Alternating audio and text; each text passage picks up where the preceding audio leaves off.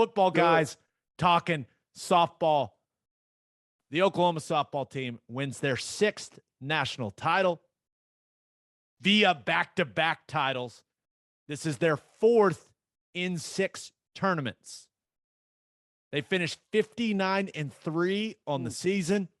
They won 40 games via run rule. Would have been 42 if there was a run rule, if there was a mercy rule in the champ series. Any way you cut it, 4 of 6, Ted. That, my friend, is a dynasty. Impressive. Really, really impressive stuff. They totally mowed through the competition this year. I know they lost that one to UCLA in the World Series, but there was not a doubt from beginning of the season who the best team in college softball was. And it's a lot of pressure whenever you start off the year as, you know, the overall number one, the favorite to win it all, like to hold it together, to put in the work, to continue the grind. That's not easily done. So kudos to that group. And I got to say, man, they are poised right now to continue that run. It does not appear to be slowing down at all, right? I think the pitching staff is only going to get better. Yep. And with what they have done from a strength and conditioning standpoint, how well they're recruiting, like I'm not trying to say that they're not going to miss Jocelyn Allo, arguably the best hitter in the history of college softball, but I think the offensive firepower is going to be just fine. But you mentioned that UCLA loss. I thought the way that they bounced back, right? They got that 30-minute break, they regroup, and they beat the absolute shit out of them in game 2. I thought the way that they composed themselves and handled that situation, right? Patty Gasso, when she came on here, talked about that championship mindset. That was exactly the definition of that championship mindset. Hey, pass is the pass. We're moving on. Jocelyn Allo in the dugout saying, hey, we're only playing 5 innings. That was one of the most badass things I've ever seen. And for them to bounce back, and what was that game, like 15-0? Or 15-0, I think, yeah. For them to do that right after they had just lost to that team, that was incredible to watch. To have that type of resolve and to be able to bounce back that quickly told me everything I needed to know about that team. Well, who else could right before the postseason lose their ace pitcher in softball and still go rip off a national championship, you know? And I know Jordy came back and threw some, but clearly it was not the same. But awesome. I think it told the whole story.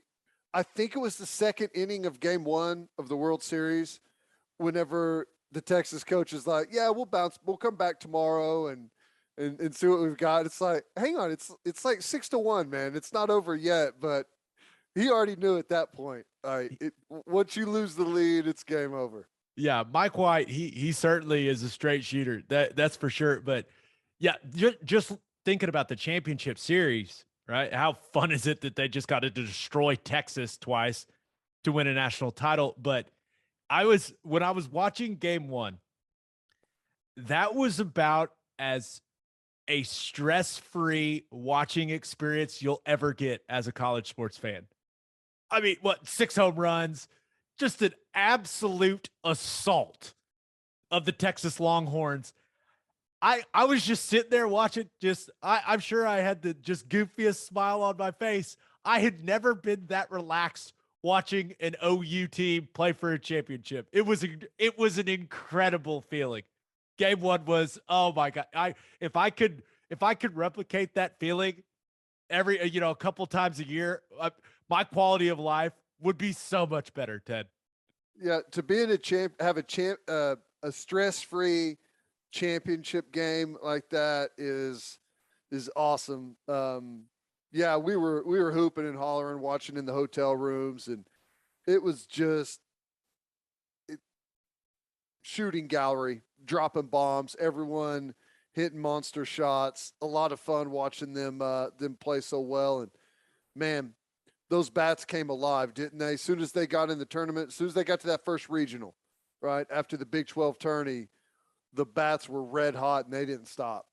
Yeah, and game 2 of the Champ Series, it was a little more suspenseful, right? You mentioned Jordy Ball. She clearly didn't have her best stuff, but the defense, man, that's what makes it like they at some points in the season it was the pitching, and then at some points it was the offense, but the defense really is what I thought gave them the momentum in that game. Like Jada Coleman was a beast in center field.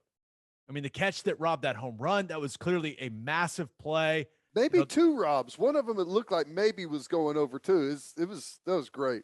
And that picture, that's up there. Like when you talk about coolest pictures in the history of OU athletics, her up way over the wall catching that, like that is cool. That is an all-timer of a play. And I continue to be impressed with how complete their players are, right? I mean, defense, the bats, when they heated up in game 2, my goodness, did they heat up. Even a girl like Kinsey Hansen, right? Who it's been a rough year, right? After an awesome season for her last year. Like it's been a bit of a struggle for her this year.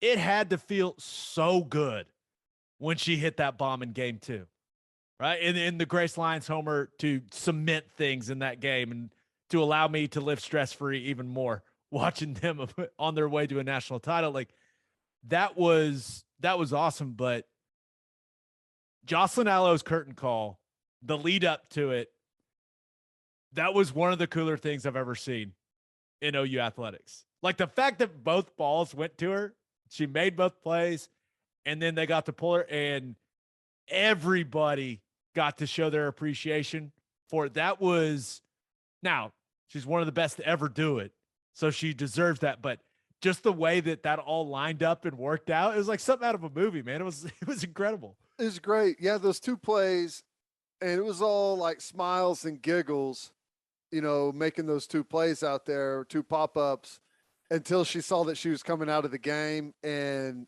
it would just hit her like a ton of bricks. And, what a feeling to be able to play your last game and get a curtain call, be able to walk off the field to that type of ovation, being a national champion. That's as good as it gets right there.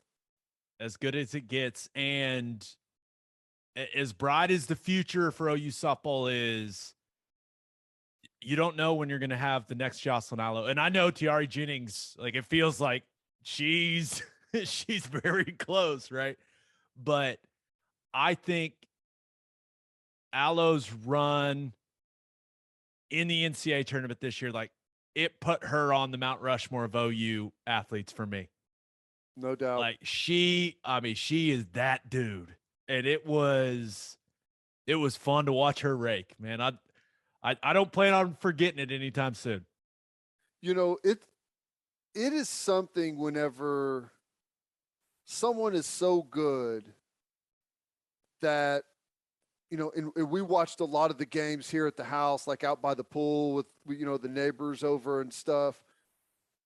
You got to be something special whenever someone says, "Hey, Jocelyn Allo's up." And like everyone gets out of the pool and everyone comes and stands around the TV. And that's what she does. And that's rare. It's extremely rare to have someone that's that good at what they do to where it's must-see TV. You drop everything else that you're doing, you go and watch that at bat. Yeah. You, especially the postseason this year, does not disappoint. Oh my gosh. Just ridiculous. But another national title for Patty Gasso, who continues to be the best in the business. I think a lot of people, including myself, believe she's the best ever. And like you said, man, it ain't slowing down anytime soon. And that new stadium's going to come. They're only going to get better. They're going to have better resources, better facilities, better recruiting tools because of those. I mean, it's crazy. And I'm just one more quick thing for me about this team. And it's not just this team. It's last year's team and all of Patty's teams. They get a ton of credit for their pitching, and pitching in softball is, it's everything. Obviously, the offense with the bats and how well they score, but you mentioned their defense. I thought watching them against the best of the best, whether it was Oklahoma State or Texas or whoever they played, the real visually, the biggest separation is their defense. All of Agreed. the errors, and I think it's stress that teams put themselves on whenever they're playing against OU, like trying to be too fast, trying to maybe do too much, but they just do not make the mistakes that you routinely see from the other teams. Well, and not to rub it in for Oklahoma State, but just think of that one disastrous play is the reason they weren't in the championship series. And some people may disagree. I think it would have been a much better championship series if Oklahoma State would have been in there. I agree.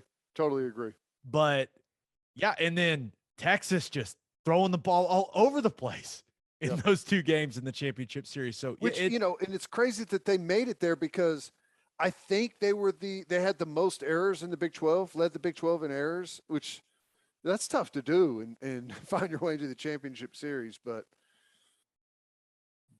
they got exposed, I guess you should say. They did. They did indeed. They did indeed. The celebration for this national championship team, they're going to hold off on the celebration until the fall. It'll be at Marita Hines Field. They are doing it during their alumni weekend, so we'll allow a lot of former players to be back there as well. And I'm sure those details will come out a little before that event. And I assume it's going to be a hell of a turnout to show for OU fans to show their appreciation for another national title for OU softball. All right, let's